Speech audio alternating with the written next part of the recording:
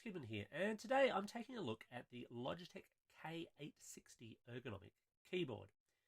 Now, ergonomic keyboards are a really tricky category because you get that split between the quite wild out there shapes, which are designed for people with very specific motion ability issues, and then you get the more generic ergonomic type with a more wave design, which is just designed to cut down on those kind of things that used to be called repetitive strain injuries back in the day. Now, the K860 is one of the latter. It's designed for more general use to be generally more comfortable over a period of time.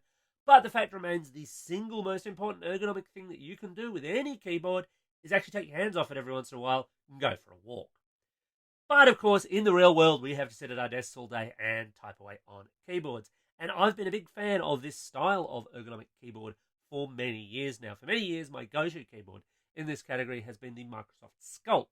The K860 is basically Logitech's take on that, and it's actually a keyboard I do prefer over my very well-worn Sculpt keyboard.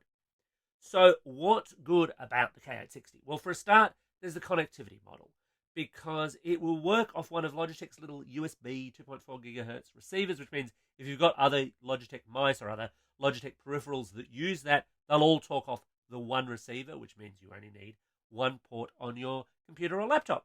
Great. However, it also works off Bluetooth, which means if your computer supports Bluetooth, or your tablet, or your phone, which of course every tablet and every phone does, then you can hook the K860 up and use it with that, with 3 separate profiles for each. It's very flexible as a result, and I've generally used it over Bluetooth with no complaints, no issues whatsoever, even from a reasonable distance away, although its shape and size really does make it more of a desk keyboard rather than one that you might have at some distance away. I also like the way that the feet have been arranged. So it has these little 2-part feet. And the advantage there is that it gives you a couple of different angles of height as to how you like to have the keyboard resting. It's a lot more comfortable. I tend to go with the lower height, but others may prefer the higher height option. I like that, and it's a lot smarter than shoving a book under it or trying to balance it some other way. The typing action is nice and quiet. If you're one of those people who doesn't like mechanical keyboards because they can sound like machine guns under heavy touch typing, even when you get good with this, it's still fairly soft, fairly quiet as well. So that's the good stuff. What's not so good? Well, the first and most obvious thing to say, and this is true for any ergonomic keyboard, is there is absolutely a learning curve when you first start typing with this keyboard.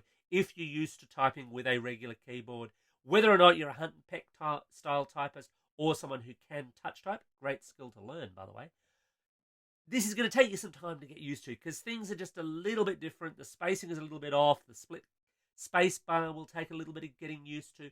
Once you get it down pat, it's great and it's comfortable. But until you do, you'll have a couple of days where you will be slower, you will be a little less productive, and you may even be a little bit less comfortable using it. Now, I didn't find that with the K860, but as I say, I've been using a Microsoft Sculpt for years now, so my hands and wrists are kind of attuned to the kind of shape that they needed to be in. I can remember back in the day when I was learning the Sculpt, those first couple of days, after a while, I just start to feel a little bit fatigued in ways I hadn't felt fatigued before. That does pass, it does get better, and it can be super comfortable. It's physically a big keyboard. Most ergo keyboards are this way. You'll need a fair bit of desk space for it. You do get a number pad included with it, which is nice, but it's not something for a small desk. It's not massively lap suitable either, and there's no backlighting if that's important to you. It's also not exactly ideal for gaming. I mean, you can game with it. It'll, of course, run just about any PC game you care to name, but, for example, the layout of the WASD keys, because they're slightly offset, you're going to struggle more with those than you would with a regular keyboard, especially, again, if you have that muscle memory down pat. It's also, and this is a Mac-specific thing, and this is maybe just me, if you've used a Windows-style keyboard on any Mac, you're probably aware of that whole mix-up with how Option and Command and Control and so on work, or basically don't. And Logitech has done something sort of clever here, because if the K860 detects it's connected to a Mac, it'll just swap those around automatically for you. Now, that's great if you use a Mac keyboard all the time. Like if you use the keyboard on your MacBook Pro, for example, then you really won't have any trouble with the muscle memory there. My problem here is I don't. Years and years and years of using the Sculpt, using other keyboards, has left me with muscle memory that just says, no, I want this the other way around. I want this the Windows way round, essentially speaking. And the only way to change that around is with Logitech's own options software. It does exist for the Mac, and it does work, and it will change those around for you, which is exactly what I wanted it to do. But it then means if I plug in another keyboard, it takes over, and suddenly those keys are flipped the wrong way around on a different keyboard. Now, as I say, maybe that's just a me problem, but it's something worth keeping in mind.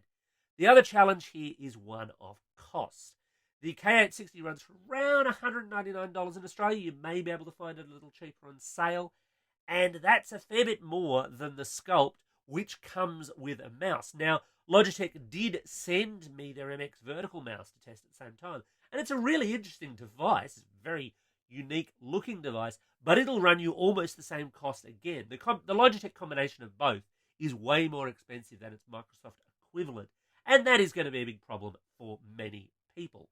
Still, it's a great keyboard if you do mostly type and if you do find that a regular keyboard leaves you with sore wrists, sore fingers, all sorts of those kinds of problems. Again, though, the single best bit of advice I can give there is take regular breaks. It'll do a lot more for you than an ergonomic keyboard will.